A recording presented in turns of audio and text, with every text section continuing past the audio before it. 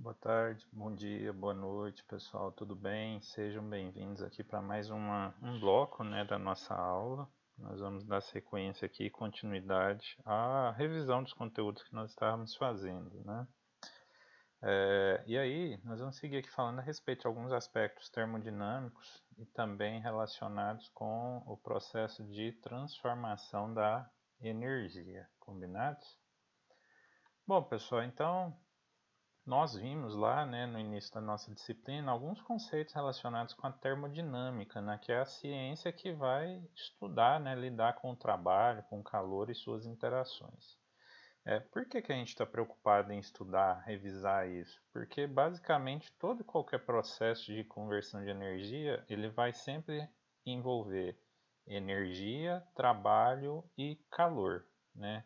Seja um calor requerido, um calor que você queira ter ele no processo, né? Que é um calor útil, seja o calor oriundo de perdas, tá? Devido à ocorrência de perdas térmicas em qualquer processo de conversão. Então, independente da forma de conversão, nós precisamos ter muito bem em mente esses processos de conversão e da termodinâmica, tá? E aí aqui a gente relembra, né, a própria revolução industrial, né, os transportes terrestres, as locomotivas a vapor, os barcos a vapores. Então toda essa evolução que houve em termos de indústria, em termos de conversão de energia, envolveu, né, em algum momento, algum processo ou conceito termodinâmico, tá? Então, só relembrando, né, aqui um conceito básico da termodinâmica, né, considerando aqui as três fases, né, da matéria, o estado líquido, sólido e gasoso, né? Então, basicamente aqui nesse processo, a gente tem aqui a ilustração ao lado.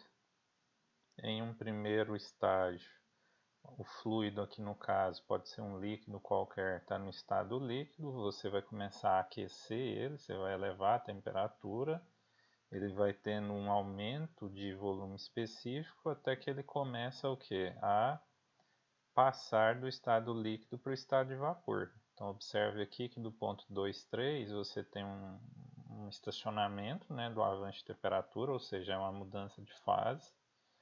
E aí você tem, né, moléculas de água ou de um fluido qualquer sendo convertidas em moléculas de um determinado vapor. Quando isso acontece, cessa a elevação de temperatura e aumenta o volume específico. E aí aqui do item 3 ao 4, você vai estar já o fluido continuando o seu aquecimento, só que agora ele não é mais líquido, ele está no estado de vapor. E aí a expansão vai aumentando, né? Então o volume específico desse gás vai aumentando com esse aumento de temperatura, tá? Então, pessoal, isso aqui é uma representação básica, né, de um processo de conversão de um estado da matéria simples, né, através de um processo a pressão constante, né, um processo isobárico. Aqui só novamente, né, a explicação desse processo, como que seria cada uma dessas etapas, tá? Outra coisa que foi importante, que nós relembramos lá no início do semestre, turma, também foi a respeito dos processos de transformação da energia térmica, né? Então são os vários mecanismos de conversão de energia térmica. E aí por que a gente fala em energia térmica? Porque é a principal forma de conversão ou produção de energia elétrica, tá?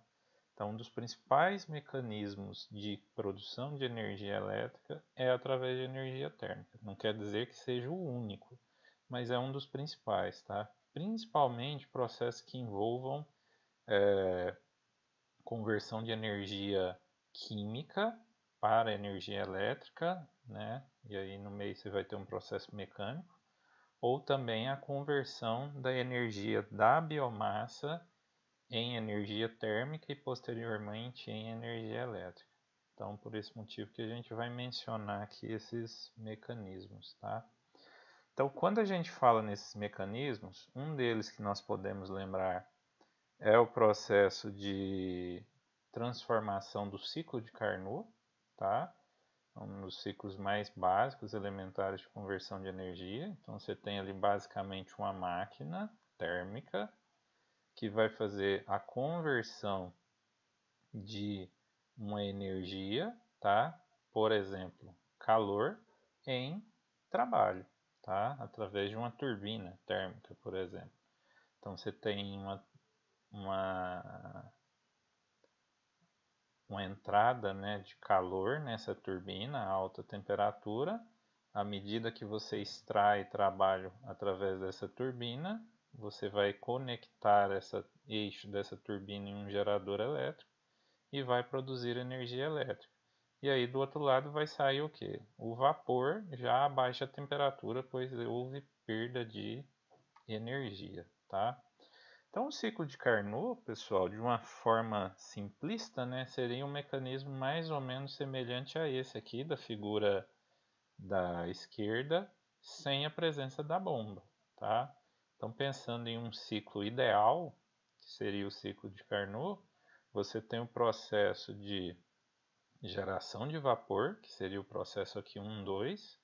Então você está aqui temperatura constante, porque estamos mudando do estado líquido para o estado de vapor, ok? Essa geração de vapor depois você vai ter uma produção do ciclo 2, 3 através da turbina, que é a nossa máquina, né, de trabalho. Então você vai ter uma perda de temperatura, mantendo a entropia. Depois você vai ter um outro processo, que é aquele vapor que saiu já a baixa temperatura, ele vai perder entropia, consequentemente ele vai mudar de fase novamente, ele vai ser condensado. E aí depois aquela água condensada ela pode ser reencaminhada aqui para dar início ao processo novamente, né? Você começa o processo de aquecimento aqui para geração de vapor e dá continuidade a esse processo. Então, basicamente, a chave do processo está aqui. O aquecimento, a entrada de calor e a saída de calor. E aí, entre calor, né, de alta e calor de baixa, você vai ter a diferença deles sendo dada pelo trabalho líquido realizado pela sua turbina, ok? Bom, pessoal, esse é o ciclo de Carnot elementar, né? A partir desse ciclo, naturalmente, você tem um processo aqui que seria essa questão do retorno desse fluido aqui para a sua geração de vapor, tá? A partir do momento que você insere esse processo de bombeamento para injetar esse fluido à pressão aqui para geração de vapor, você já está modificando aquele ciclo e aí você passa a ter um novo ciclo, que seria o nosso ciclo Rankine aqui representado. Então ele é semelhante ao anterior, só que aqui você teve a introdução de uma bomba. Essa bomba, ela produz esse efeito aqui. Então você vai ter aqui um efeito do 4 para um 5, que seria aqui a bomba, e do 5 para o 1, tá? Então você ganha essa área, você ganha essa região do espaço aqui. Toda essa região aqui contida dentro dessa figura aqui, dentro desse retângulo, mais essa parte aqui, é a área útil que representa o trabalho realizado pela máquina térmica, tá? Então, quanto maior essa área útil, maior vai ser o trabalho extraído através da máquina térmica. Aqui nós temos um sistema com ciclo Rankine, com superaquecimento. Nesse Rankine com superaquecimento, percebam que foi introduzido um mecanismo aqui à direita, tá? À direita da nossa curva, ou seja, uma forma de você aquecer ainda mais o seu fluido.